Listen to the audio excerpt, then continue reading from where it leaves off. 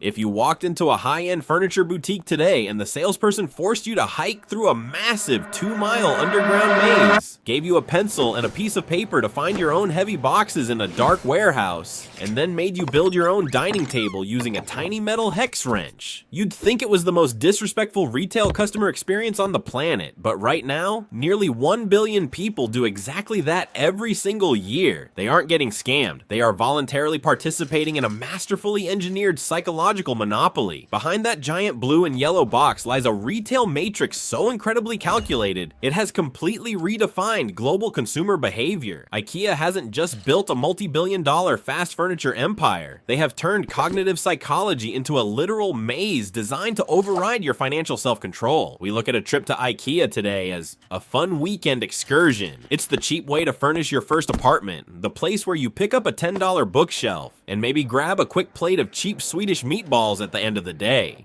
But what the company's layout architects have actually engineered is a complete destruction of normal consumer choice.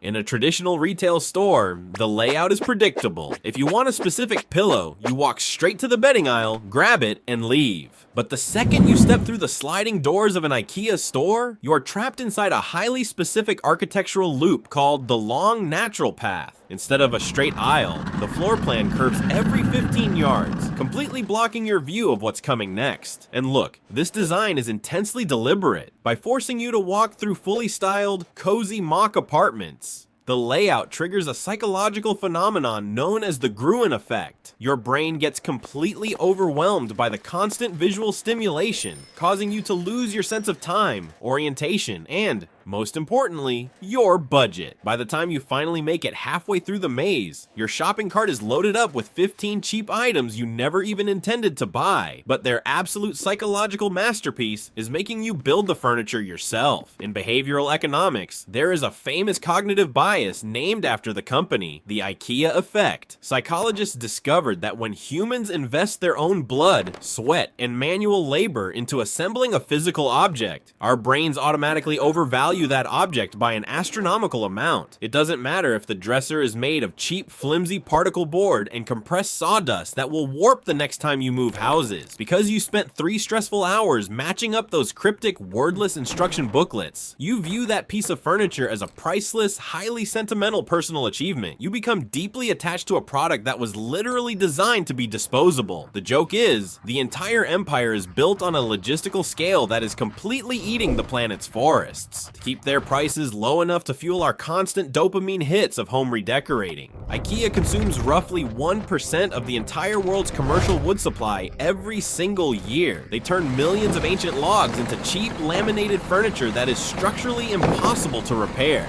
ensuring that when it breaks in 2 years, you are forced to drive right back into their maze to buy a replacement. We are letting a single global retail cartel completely dictate how we style our living spaces, trading away high-quality, generational craftsmanship, all for the temporary illusion of a cheap, modern home.